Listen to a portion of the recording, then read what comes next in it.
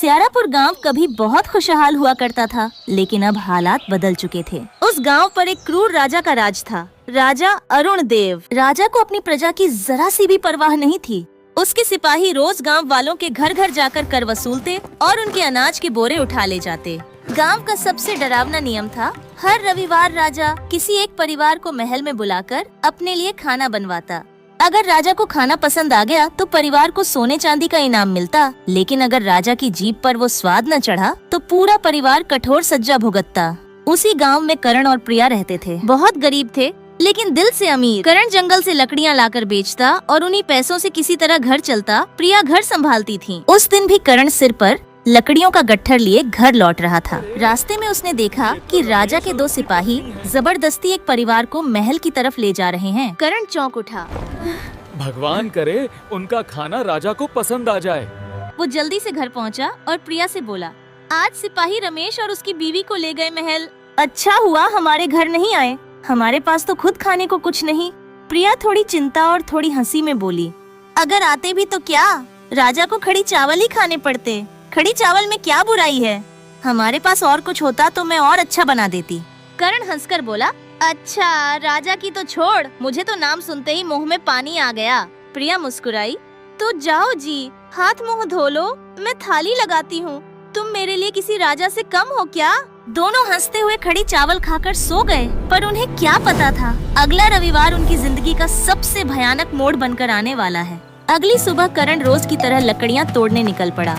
हवा में हल्की ठंडक थी, लेकिन करण के दिमाग में सिर्फ रोजमर्रा की चिंता घूम रही थी। तभी रास्ते में उसने एक नया ठेला देखा। वहाँ 2-3 लोग गर्मागर्म मटन करी खा रहे थे। धुएं में तड़का हुआ मसालों की खुशबू फैली हुई थी।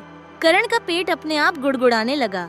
उसने मन ही मन सोचा, यार कितने दिन हो गए मटन खाए हुए। ये मटन करी देखकर तो मुंह में पानी आ गया। आज लगता है थोड़ा मटन लेकर ही जाऊंगा घर। वो ठेले की तरफ देखने ही वाला था कि उसे सामने से रमेश और उसकी पत्नी आते दिखाई दिए। वो तुरंत उनके पास गया। कल तो तुम्हें महल ले गए थे, सब ठीक तो है? बाल बाल बचे भाई, हमने मटन करी बनाई, वरना तो सीधा काल कोठरी थी। इतना कहकर दोनों अपने रास्ते चल दिए और करण जंगल की तरफ बढ़ गया। जंगल पहुंचकर करण ने लकड़ियां इकट्ठी की और फिर एक पेड़ के नीचे बैठकर अपना डिब्बा निकाला। आज खाने के लिए उसके पास बस एक सूखी रोटी और भिंडी की सब्जी थी। वो खाने ही वाला था कि अचानक वहाँ एक साधु आ पहुँचे। साधु ने धीमी आवाज में कहा, मुझे बहुत भूख लगी है, क्या मुझे कुछ खाने को मिलेगा?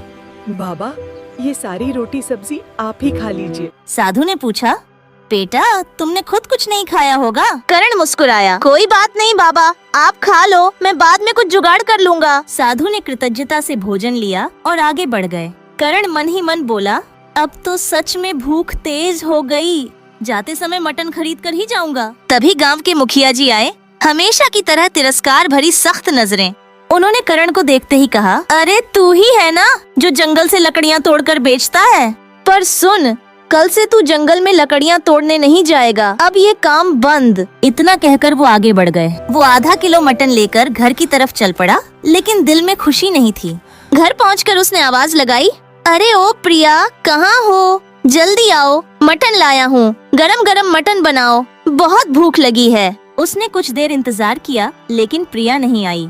करण बाहर गली में गया, इधर उधर देखा, तभी पड़ोस का बुजुर्ग उसके पास आया। चेहरे पर चिंता की लकीरें थीं। अरे करण, अभी थोड़ी देर पहले राजा के सिपाही आए थे, वो प्रिया को ले गए महल। करण के होश उड़ गए, उसका चेहरा पीला पड़ गया। अगली सुबह करण खुद को रोक नहीं पाया और सीधा गांव के मुखिया के घर पहुंचा। मुखिया जी, मेरी प्रिया को कल राजा के सिपाही ले गए थे, वो अभी तक घर नहीं लौटी। मुखिया ने गहरी सांस लेकर कहा, करण तुम्हें राजा का नियम तो पता ही है। शायद प्रिया का खाना राजा को पसंद नहीं आया होगा, इसीलिए उसे कैद कर लिया होगा। करण फट पड़ा, ये कैसे नियम है मुखिया जी? हर छोटी बात पर सजा, सिर्फ खाने की एक प्लेट की वजह से किसी की जिंदगी बर्बाद। मुखिया ने कंधे उचकाए, अरे करण, वो राजा है, कोई आम आदमी नहीं कि तुम कुछ कर सको। जब तक राजा नहीं चाहे कोई कुछ नहीं कर सकता, बस अब इंतजार करो। ये सुनकर करण का खून खौल उठा। ये कैसा राजा है जो अपनी खुशी के लिए निर्दोष प्रजा को सजा देता है? नहीं, मैं कुछ न कुछ जरूर करूँगा। उसकी आंखों में दृढ़ता चमकी और वो गुस्से में महल की ओर चल पड़ा। महल में जाते ही उसे मंत्री मिल गया। कौन हो तुम, क्या काम है राजा से? करण ने सीधा जवाब दिया, मेरी पत्नी प्रिया को राजा ने बिना वजह कैद किया है। मैं उसे लेने आया हूँ। मंत्री ने पहचानते हुए कहा, जा सीधे राजा से बात कर ले। करण दरबार में पहुँचा। करण ने बिना घबराए कहा, महाराज मेरी प्रिया को छोड़ दीजिए, वो बहुत मासूम है। सिर्फ खाने की गलती पर उसे उम्र भर की सजा कैसे मिल सकती है? राजा ने घृणा से कहा, उसने ऐसा निकृष्ट खाना बनाया कि मेरी जीभ बिगड़ गई। इसकी सजा तो मिलनी ही चाहिए। और तुम होते कौन हो मुझे सिखाने वाले? करण शांत लेकिन मजबूत आवाज में बोला, मैं एक गरीब आदमी हूँ, लेकिन आपकी प्रजा हूँ। आपकी प्रजा इस नियम से बहुत परेशान है महाराज। राजा कुछ देर चुप रहे।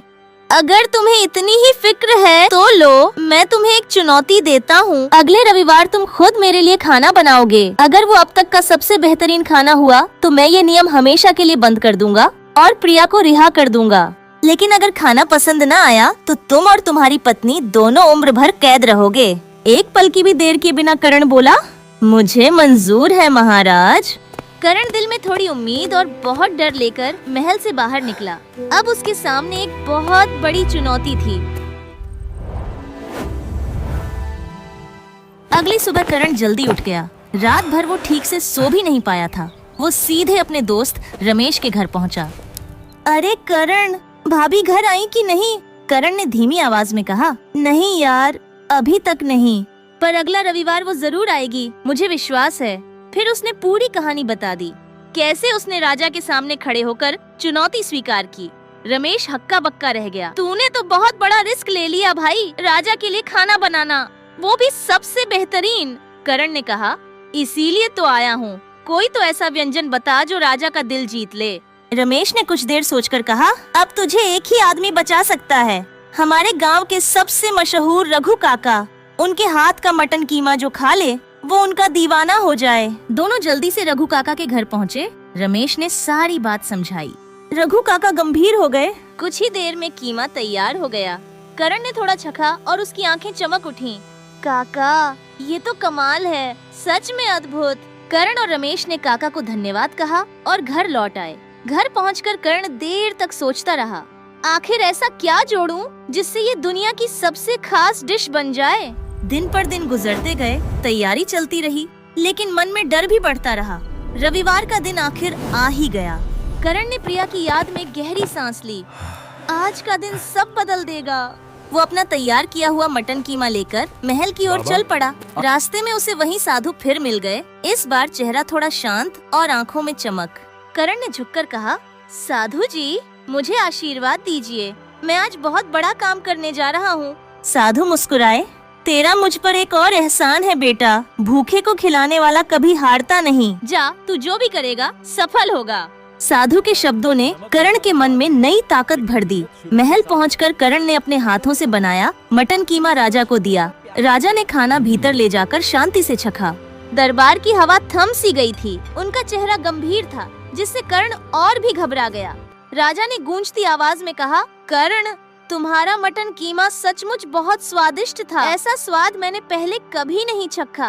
करण की आंखें चमक उठीं। वो राहत की सांस लेने ही वाला था कि राजा ने आगे कहा, लेकिन तुम फिर भी हार गए। करण हक्का बक्का रह गया। हार गया? पर क्यों महाराज? राजा ने ठंडे स्वर में कहा, क्योंकि ये व्यंजन भले ही स्वादिष्ट था, लेकिन इसमें कोई अलग बात नहीं थी। कुछ नया, कुछ अनोखा नहीं था। नियम था सबसे अलग व्यंजन, इसलिए तुम चुनौती हार चुके हो। करण घबराकर बोला, महाराज, मैंने बहुत मेहनत से ये सब बनाया है, बस एक मौका और दे दीजिए, मैं अपनी जान लगा दूंगा। मैं वादा करता हूँ, अगले रविवार इससे भी ज्यादा अनोखा व्यंजन बनाकर लाऊंगा। बस प्रिया को छोड़ दीजिए, उसे उम्र भर की कैद मत दीजिए। राजा कुछ पल तक करण को देखते रहे। पहली बार उनकी आंखों में कठोरता की जगह हल्की नरमाहट दिखाई दी। वो धीमी आवाज में बोले, करण, तुम एक नेक इंसान हो। अपनी पत्नी के लिए, अपने गांव वालों के लिए जो तुमने हिम्मत दिखाई वो काबिले तारीफ है। तुमने मेरी आग से नहीं, मेरी गलत सोच से लड़ने की कोशिश की है। फिर उन्होंने ऊंची आवाज में ऐलान किया, मैं तुम्हारी नेक दिली पर विश्वास करता हूँ, इसलिए मैं तुम्हें और तुम्हारी पत्नी को मुक्त करता हूँ और आज से ये अन्यायपूर्ण नियम हमेशा के लिए बंद करता हूँ। पूरे दरबार में हलचल मच गई। करण की आंखों में आंसू भर आए। महाराज, आपका लाख लाख धन्यवाद। कुछ देर बाद करण प्रिया को लेकर खुशी खुशी महल से बाहर निकला। दोनों के कदम हल्के थे, जैसे पैरों से वजन उतर गया हो। लेकिन जैसे ही वो घर में दाखिल हुए दोनों चौंक गए। कमरे के बीचों बीच एक चमकता हुआ सोने का डिब्बा रखा था। प्रिया ने हैरानी से पूछा, ये सुनहरा डिब्बा यहाँ किसने रखा?